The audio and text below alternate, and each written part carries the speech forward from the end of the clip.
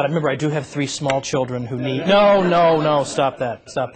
Well, the last thing I want to say something about is the Great Depression. Now, some of you will be able to talk to people in your own families who lived through the Great Depression, who lived through the 1930s, when the economy just absolutely tanked, when millions of people were out of work.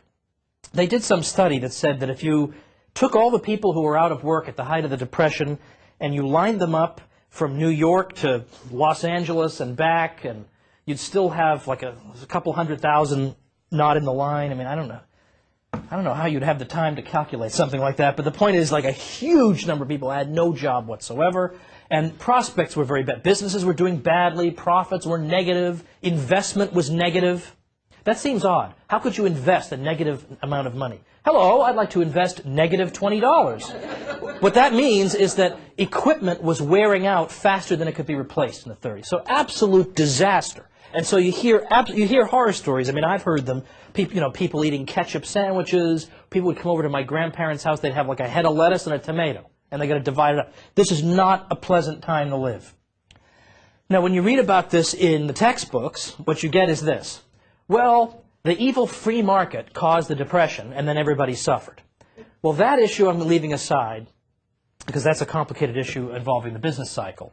But suffice it to say, that's not the case. The free market did not cause the Depression.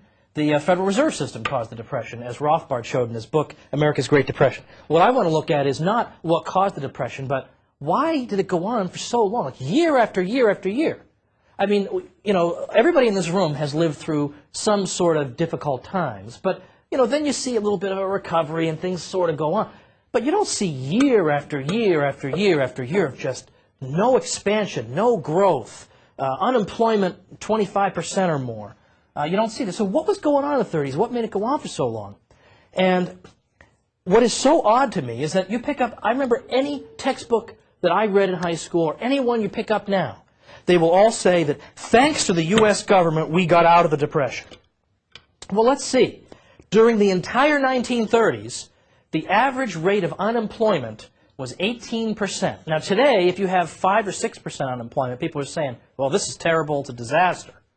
Well, maybe 6%, let's say, would be really, really bad. 7 would be catastrophic.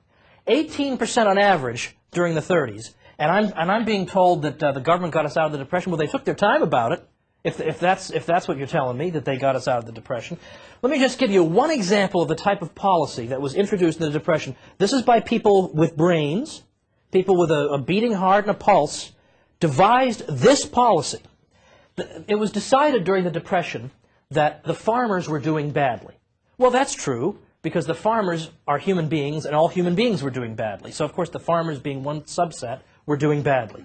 So we want to help the farmers. So what are we going to do to help the farmers? We're going to try to reduce the tax burden on them? What are we going to do? No, here's what we're going to do. Suppose you're a farmer. Let's say suppose you produce cotton. Let's say you produce cotton. And let's say all the cotton in the United States was destroyed except your cotton. Well, you would make a killing on that cotton, needless to say. You could sell it for $1 zillion. Well, in effect, what the U.S. government decided to do in 1933 was, we want the farmers to do better, and we want them to be able to charge more for their stuff, so they'll be richer. So we're going to destroy some cotton. We're going to destroy 10 million acres of cotton. The government is going to destroy 10 million acres of cotton, just plow it under and destroy it, so that the remaining cotton will be more expensive, and the farmers will get more for it. They can charge more. Or pork prices. Pork prices are pretty low right now. That's not good for farmers who are raising pigs. So let's kill 6 million pigs. Then there'll be fewer pigs, less pork. The pork will be more expensive, and the farmers will do better. Now that's you don't need to have any economic education to see that that's really a bad thing, to destroy 10 million acres of cotton or 6 million pigs. In the 1930s, people are eating ketchup sandwiches. You remember that? They're eating a head of lettuce, and they're passing it around. Okay, they're eating a head of lettuce for dinner. And you're going to make pork more expensive by killing 6 million pigs. That might offend some people. But instead, we've got to make the farmers richer. Well, you might make the farmers slightly richer, but you know what you're not going to make richer? Everybody who eats. Everybody who eats will be made worse off because the supply is less. Or anybody who wears clothing is going to be pretty much at a disadvantage when 10 million acres of cotton are completely destroyed. But that was the genius program that was developed in the 1930s. We're just going to start destroying things. And that'll make the farmers wealthier. As I show in my book, it didn't even make the farmers wealthier for other reasons. But it made everybody else poor. It just destroyed things. Could you possibly imagine somebody saying, I have a way to make you richer. Everything that's in your bedroom, I'm going to destroy it. I mean, like, we would never say, well, that's a great idea. I think that's what we should do. Let's just start destroying things. Like, why would you do that? Well, eventually, the federal government decided that this is not very good public relations. It looks kind of bad when we're slaughtering all these pigs. I mean, some people find that a little bit, well, kind of spooky, actually, that you're going to slaughter 6 million pigs. So what they would do is, after the 1933, the federal government had this policy where what we'll do is we'll just pay the farmers not to grow the stuff in the first place, so we don't have to go to the trouble of destroying it. So the new policy became, we'll pay the farmers not to produce. So we'll pay you to sit there like a bum, pretty much, okay? We'll pay you to sit there, or we'll pay you to produce only 1/3 of what you can produce. And that way we'll have less stuff, and it'll be more expensive, and that'll be good for the farmers. Yes, good for the farmers, but not good for anybody who buys those things. And also, suppose you're a farm worker. What you do for a living is you work on a farm. And now the federal government says, we're not going to farm nearly as much. We're going to cut out 2/3 of the farming, let's say, or half, or whatever. What is there for you to do anymore? Not much. So it turns out that 2 million farm workers were thrown out of work by this, because what is there for them to do if people are cutting back on farming? So it's a complete disaster, but yet something like this program continues in existence to this day.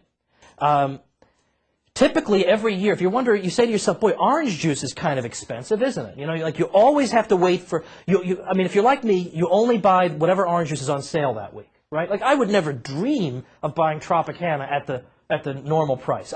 Whatever's on sale, if it's Joe's orange juice, I don't even know who Joe is, I'll take it, okay? Orange juice is a little expensive.